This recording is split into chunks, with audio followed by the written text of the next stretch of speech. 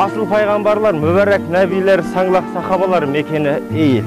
Ел арасында пайғамбарлар және патшалар мекені деп танылған бұл елді мекенде 2 пайғамбар, 6 нәби және 541 сахаба бар. Ассалаумағалейкум, армысыздар. Бүгін біз сіздермен Eyil елді мекеніне ат басын бұрмақшымыз.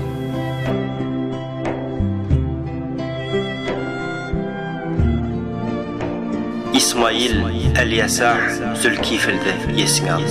Олардың барлығы игі жақсылардан еді. Бұл бір насихат, тақуаларға сөзсіз игілік. Міне, Құран кәрімде салиқалы, тақуа құл ретінде есімдері бірге аталған Әл-Yəsa бен Зülkifil пайғамбарлар бір дәуірде, бір өңірде өмір сүрген. Тіпті қабірлері де Eyil елді мекенінде бір төбеде жатыр. Eyil, Түркияның оңтүстік-шығыс бөлігінде орналасқан Diyarbakır қаласына қарасты аудан. Бұл өлкеге біздің дәуірімізге дейінгі шамамен 856 жылдары Исраил ұлдары көш түзеп, қоныс тепкен екен. Әл-Yəsa бен Zülkifil пайғамбарлар Исраил ұрпақтарына осы кезеңдерде жіберілген. Әл-Yəsa, İlyas пайғамбардан кейін оның пайғамбарлық жолын жалғастыру үшін Алла тарапынан жіберілген елші. Бірде İlyas пайғамбар Балабек патшасы тарапынан сүргінге ұшырап, қуғында жүрген кезінде Исраил ұлдарынан бір үйге жасырынады. Ол үйде қолында науқас ұлы бар бір кемпір ғана болады. İlyas пайғамбар кемпірдің әлгі баласына Алладан шипа тілеп, дұға жасайды.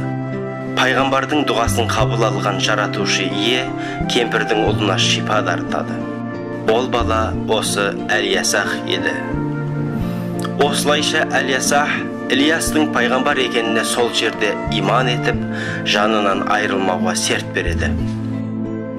Кейін Алла тағала İlyas пайғамбардың жолын жалғастыру үшін Әл-Yəsaға да пайғамбарлық міндетін жүктеп, İlyas пайғамбар секілді оған да уахи түсіреді. Әл-Yəsa өмірінің соңына дейін İlyas пайғамбардың жолын қуып, халықты Алланың дініне шақырумен өтеді.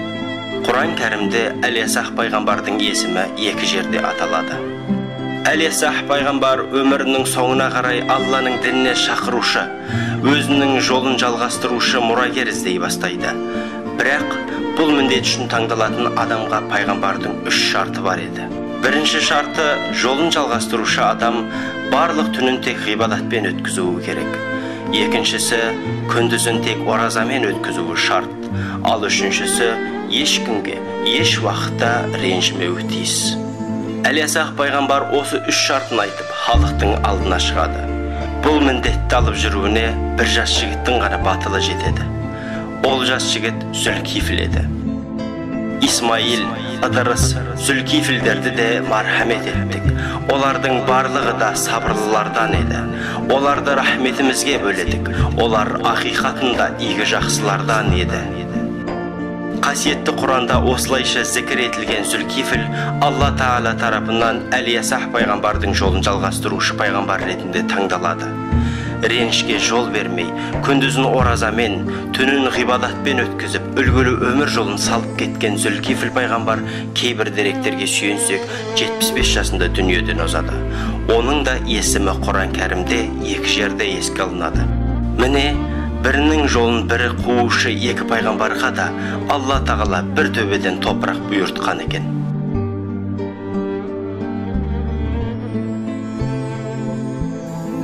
Әл-Yəsa және Zülkifil пайғамбарлардың қабірлері мына тоғанның ортасында судың астында қалған екен.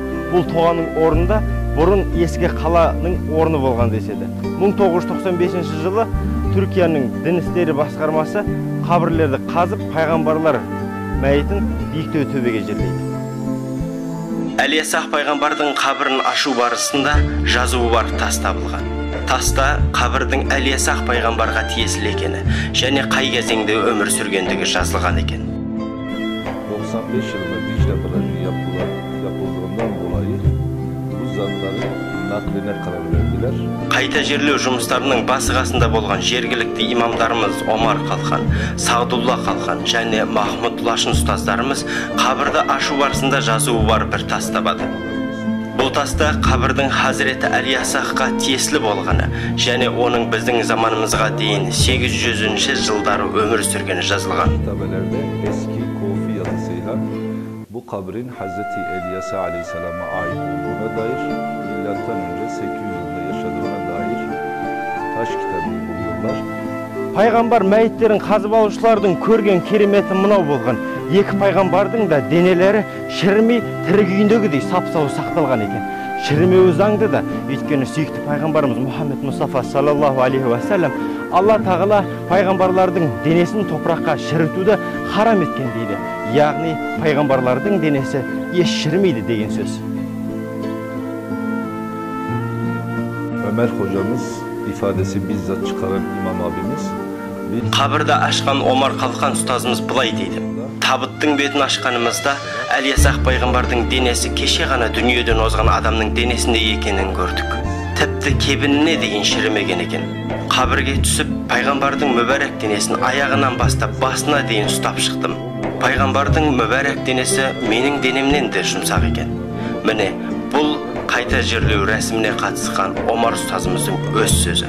Осылайша Ілияс пайғамбардың денесін өзінің кебінімен табытына қайта салып, сол табытпен әкеліп осы жерге жерлейді. Ілияс пайғамбарды қайта жерлеп болғаннан кейін Зүлкифл пайғамбардың да қабірін ашады. Ол да Дижиле өзенінің жағасында орналасқан. Оның да қабірінен шығару барысында денесінің шірімегеніне куә болған. Sonra Zülkifil Aleyhisselam'ın nakil işlemine başlıyor. O da hemen Dicle kenarında, Dicle Nehri suyun hemen yatağının dibindeydi.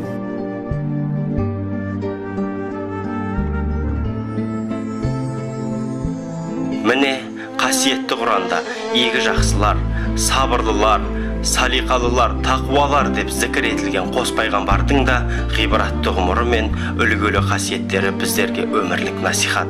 Алла олардың сабырлылығы мен тақуалығын біздерге де нәсіп етсін.